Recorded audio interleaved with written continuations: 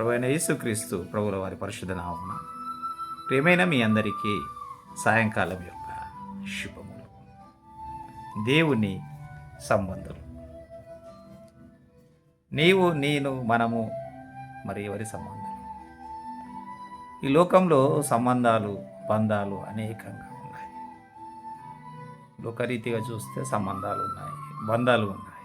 కానీ అసలైన సంబంధం ఏమిటి? అది ఎవరితో? అది ఎలాంటిది అయి ఉండాలి? దేవుని సంబంధులు, నిజంగా దేవుని సంబంధులు ఎవరు?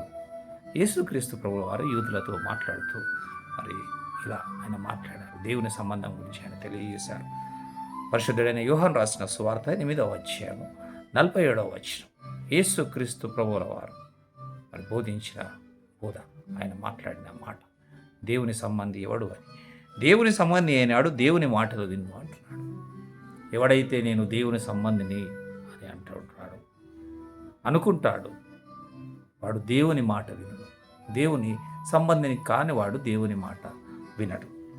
దేవుని మాటలు ఎలాంటివంటే, దేవుని మాటలు సత్యమైనవి. దేవుని మాటలు ఎప్పుడూ సత్యమైనవి. దేవుని మాటలు కానీ దేవుని క్రియలు కానీ పాపం లేనివి.